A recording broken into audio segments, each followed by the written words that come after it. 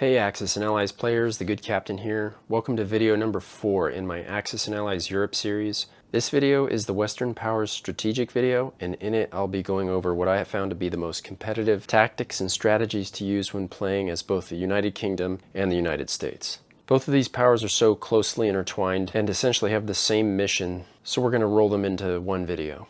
So we'll of course go ahead and start with the purchase units phase for the United Kingdom. And this is going to segue us into the third and final installment in the discussion around Operation Sea Lion. So let's review what the Germans can commit to in Operation Sea Lion. Assuming the Germans build 11 transports and add in the 12th transport from the Mediterranean, the Germans will be hitting the beach with 17 infantry, 7 artillery, 6 fighters, and 1 bomber. It's also highly probable that they'll have a battleship and a destroyer to do offshore bombardment. When it comes to factoring what the British will be able to muster in their defense, it's whatever money we don't spend on UK1 plus whatever IPCs we have from UK2. The Russians and the Americans can also pitch in, so if they're in position, we'll add in the bomber and fighter from the Soviet Air Force. We're also going to add in 2 fighters, a bomber, and 2 infantry from the US. I'm getting slightly ahead of myself here, but that will be a reasonable expectation from the other Western ally. And so when it comes to the British first turn purchase, it's been my experience that they are best served with one of the following 3 purchase options. The first is to purchase a destroyer and a transport and save 5. The second is to purchase a destroyer and save 13. And the third is to just save all 25 IPCs. If I'm the UK player, in 9 out of 10 of my games, my purchase is going to be one of these 3 based on what is going on the board at the time that the UK first turn comes up. The purchase that I'll make is going to be dependent on several factors. I prefer the first option of a destroyer and a transport if the Germans spent their IPCs on G1. In other words, Sea Lion is a non-starter. It's not happening, so we don't have to worry about it, and we can go right ahead with buying the vital destroyer and transport.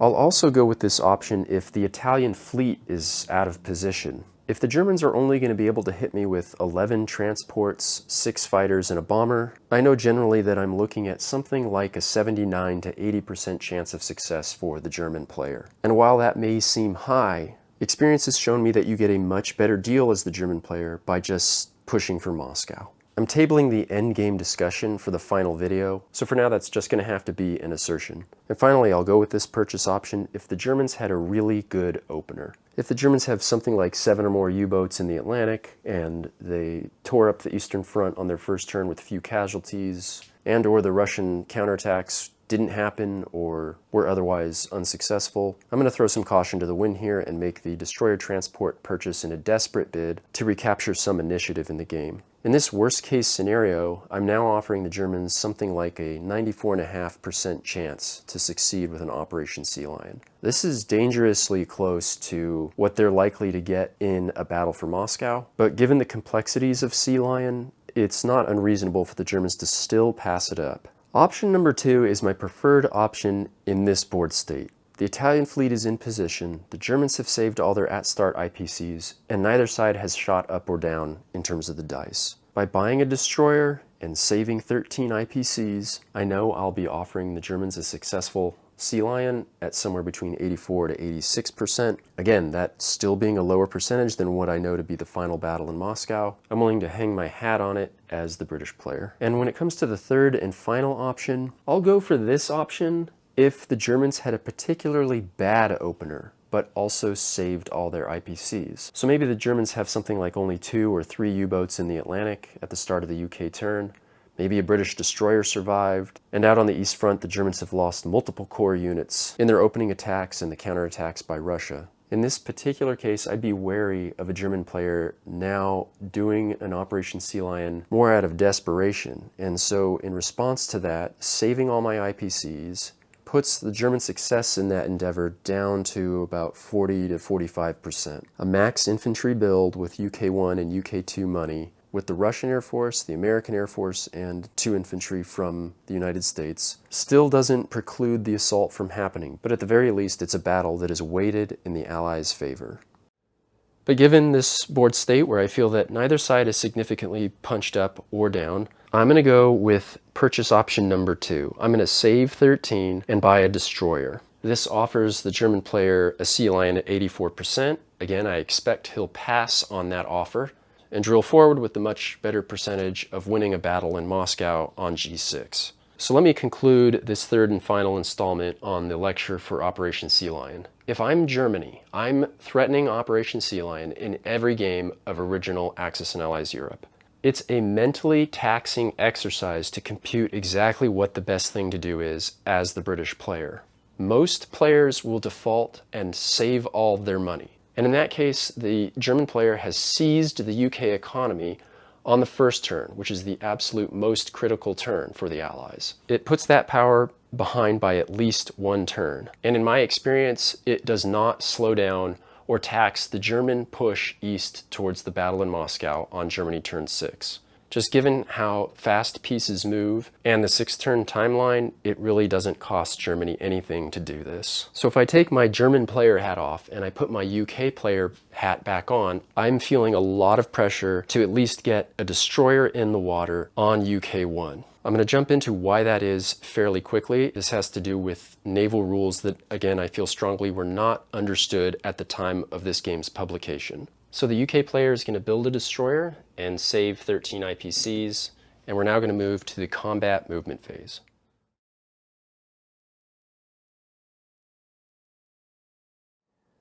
I've decided to go ahead and do the combat movement, combat, and non-combat movements for the UK simultaneously. It's likely there's not going to be any action in the Atlantic on the first turn. However, in the case where a British destroyer has survived, what you'll want to do is take that destroyer and the RAF and hit the largest U-boat group that you can. So in this hypothetical, let's say that there is one British destroyer up here along with one German submarine in the Davis Strait. And for demonstration purposes, let's say there are 3 submarines in the Celtic Sea. We'll say that the Germans lost none in that opener down there. The British should absolutely engage with and destroy as many German U-boats as they can with their one destroyer that's able to call in air support. As stated earlier, you get 1 round of combat against these things and then they're gone. So you got to bring in as much firepower as you can. Don't worry about doing anything strategic. Go straight for as many boats as you can and roll as many dice against these things as quickly as you can. Just keep in mind that engaging with any British fighters west of England means that they will not be available to reinforce Leningrad. And I'm okay with that as the Allied players, so long as the Russians have at least a 50-50 chance of winning on their own if the Germans attack with everything they have. So it's good to check in with the Russian player or just do the math yourself before you commit your entire air force out here in the Atlantic. But in this current board state, there is no combat movement out here. And in fact, I'm not going to do any non-combat movement out here either. Since I know I'm building a destroyer, I want to be in the best position I can be to use the Royal Air Force to blast submarines on UK turn 2. Let's take a look at Africa, the Mediterranean, and the Middle East. Okay, down here there's a little bit more going on. The biggest priority on turn 1, if you can get away with it as the UK player, is to get these 2 infantry off of Malta. And we'll do that with the transport. Pick them up and unload them into Libya. I don't want to move them into Tunisia just yet because there is no reinforcement of British pieces down here. We need to take care of what we have, and so placing 2 infantry in Tunisia so soon puts us at risk of being destroyed by the Africa Corps. Next, we'll go ahead and move in the units in Egypt. Next, we'll move these 3 infantry pieces north. And finally, we'll move the British fighter on Malta to Syria. That's 1, 2, 3, 4. From this position, the British fighter can move 1, 2, 3 to support an assault on Tunisia, or it can move into Russia and support operations on the Eastern Front. I almost forgot this British destroyer. I just like to move it up 1 space. I tend to not put it with the British transport, namely because I don't want the German fleet to destroy my entire British Navy in a single turn. It's extremely unlikely that if the Italian fleet turns around and comes back into the Mediterranean that we'll be doing any damage with the Royal Navy. In the fewest amount of words, keeping this destroyer alive 1 more turn causes a 1-turn delay for the Italian fleet to operate in the Eastern Mediterranean, which can be critical. We then place our destroyer up here in the Davis Strait, collect 16 IPCs, which added to the 13 that we saved from this turn, makes for 29 for UK turn 2.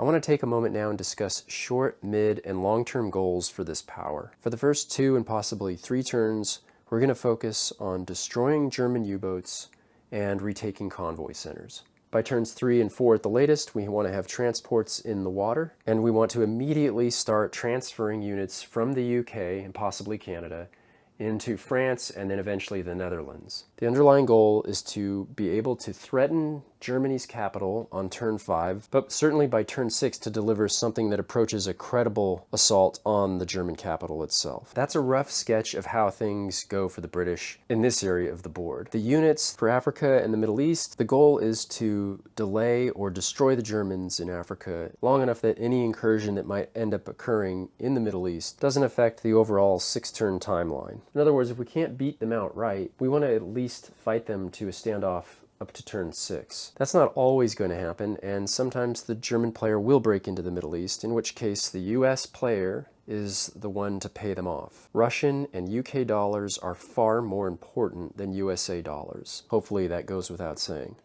When it comes to the troops from the Middle East, having some British out here allows for quite a bit of strategic flexibility. In the fewest amount of words, if the Russians should ever fail in some kind of counterattack or fail to remove a German blocker, between a handful of British infantry and the now respectably large Royal Air Force, you can do quite a bit and relieve quite a lot of pressure having one of the Western allies present out here.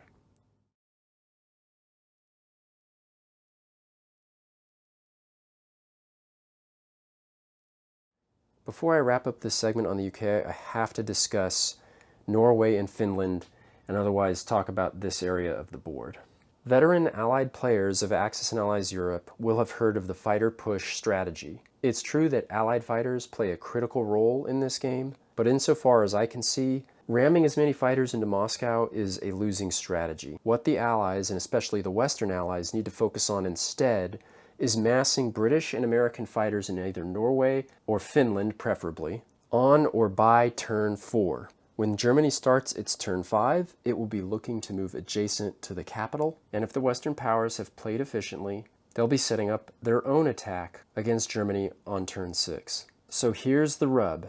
Having British and American fighters in this position at the beginning of Germany turn 5 forces the German player to split his forces.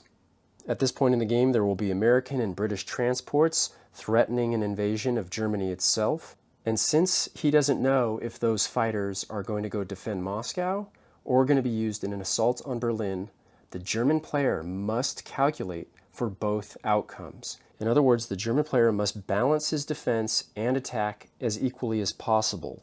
If the Allies play this strategy correctly, the end result is that the final German purchase will likely be all infantry instead of bombers to assist in the final fight on Moscow, and parts of the Luftwaffe will stay behind in Germany that would have otherwise attacked Moscow. I don't think I've given credit in the middle of a strategic video to anyone, so I'll just give a shout out to Victory First, the first person who I saw use this strategy. This is why it's good to play many different opponents. If you're a competitive player, once you see this, you can't unsee it. So let me very quickly recap the strategy. The concept here is to have the Western Allies put as many fighters as they can in either Norway or Finland preferably, to both threaten an attack on Germany while simultaneously being able to deploy to Moscow. This forces the German player to both split his Luftwaffe in a way that he can defend both Germany and attack Moscow. Insofar as I can tell, I've never seen anyone discuss this strategy on the forums, and I consider it absolutely vital to an Allied victory. Let's now move to the USA's turn.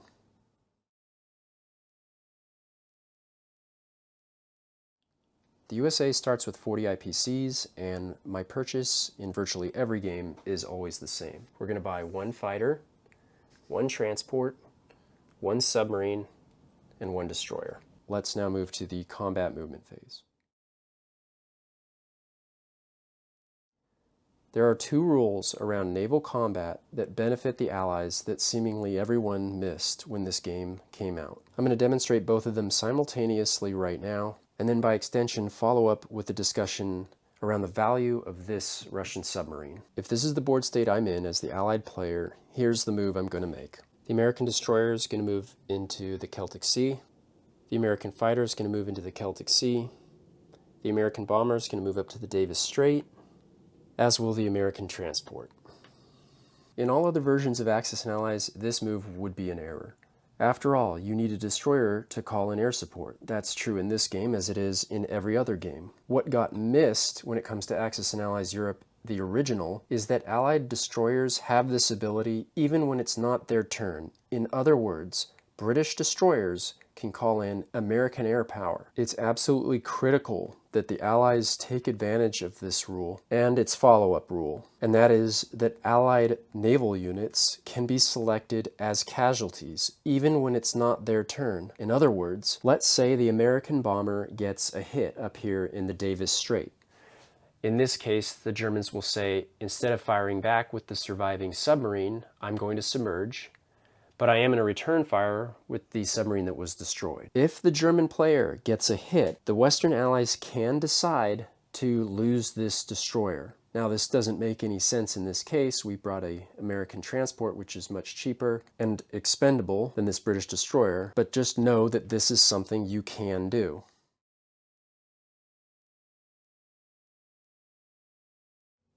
So, for example, let's say that this Russian submarine moved into the Celtic Sea on its turn and did no combat and submerged. Then on the USA player's turn, the destroyer and fighter moved in. We'll say the Americans knock off both German submarines. The Germans return fire and score one hit. In this case, we're going to take the Russian submarine as a casualty, utilizing that rule.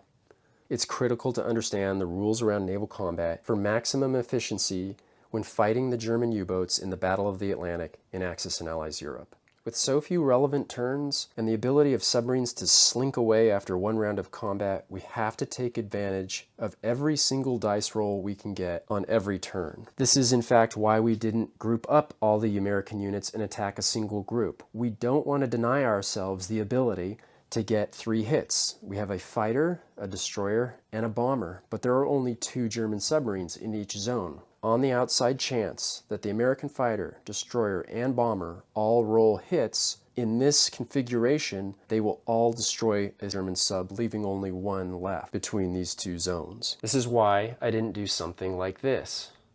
In the case where the Americans get 3 hits, that 3rd hit might as well have been a miss. So no, we're going to use the British destroyer to call in an American air to make sure that we maximize our hits.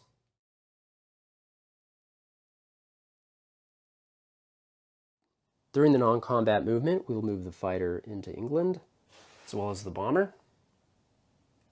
We'll assume that the Germans lost 1 submarine in each of these zones, and that the dead submarines missed on their return fire. We'll then go ahead and place our units, and now we'll have a brief discussion on mid and long-range goals for the US player. So much like the British, the first 2 and possibly 3 turns are going to be focused mostly on clearing the Atlantic of U-boats and securing convoy zones. Your builds will be transport and ground unit heavy. You want to spend the least amount you can on destroyers and submarines. I think more than 2 destroyers for the US is overkill. And then there needs to be a heavy focus on transports and ground units. The US player needs to be channeling his inner logistician and doing his best to make sure that fully loaded transports are swapping between the US eastern coast and the Celtic Sea and back, and then slowly bleeding forward another set of transports into the English Channel. You may have somewhere between 8 and 12 transports by the critical turn when you'll organize for a final assault on Germany. And while the main focus needs to be on this final attack, I do usually like to send 1 transport, destroyer, and submarine down south towards Africa.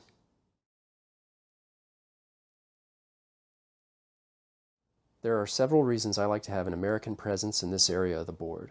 First, we can help the British out in Africa by doing Operation Torch. Second, if the Italian fleet stays in the west end of the Mediterranean, or better yet, even comes out into the Atlantic, we're well positioned to destroy that fleet with American air power and naval units. If they decide to go to the eastern Mediterranean, we have something down there for them to think about or otherwise control their movements. But finally, and most important to me, having a US presence down here creates the potential to take out northern Italy with its industrial complex. One of the tertiary goals of the Allied players should be to force the Germans to stay on a 6-turn timeline.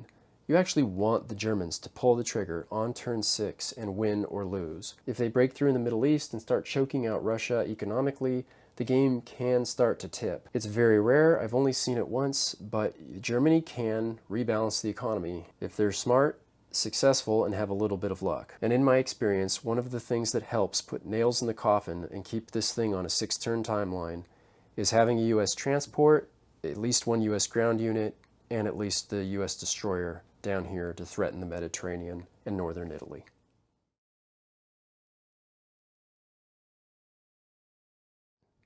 Whether you love them or hate them, strategic bombing raids are critical anytime the Germans don't leave interceptors over Germany. Bombing German IPCs, even at the risk of an AA gun, is your cross to bear. If it's not obvious by now, this game is critically imbalanced in favor of the German player. You need to get your punches in wherever you can. So running through the 16.67% chance that an AA gun swats down your bomber is a small price to pay for the potential damage it can cause the German economy. So with that, let's go ahead and recap this video. This was the Western Powers strategic video, and in it I went over what I feel is the best opener for both the UK and USA players. I discussed mid and long range goals for both, namely securing the Atlantic, and then immediately pivoting to preparing an assault on Germany itself for turn 6. We discussed deployment of the British from the Middle East into Russia and Malta into Africa, with the end state being destruction of German forces, or at the very least, a delay of German forces into the Middle East. We discussed this critical strategy of securing at least Norway or Finland for Western powers fighters to both threaten Germany and a defense of Moscow simultaneously, and forcing the German player's turn 5 build as well as splitting his Luftwaffe. We discussed the value of strategic bombing raids, and finally, and perhaps most important, we discussed 2 rules around naval combat that the Axis and Allies community, insofar as I can see, missed completely at the time of its release. And I'll just very quickly list them. 1, you can use any friendly destroyer to call in the air units of whoever's turn it is. The destroyer does not have to align with the air units of the power whose turn it is. And number 2, you can select any allied naval unit as a casualty in a combat, including a Russian submarine that has snuck in from earlier in the turn. And as an addendum, if or wherever you can, split your attacks against U-boats so that if you have a hot roll, each roll hits a German submarine. The next video is the concluding video of this series, and the focus will be on the turn 6 fight in both Moscow and Germany. Hope to see you there. Thank you for watching this. All the best from the good captain, and bye-bye.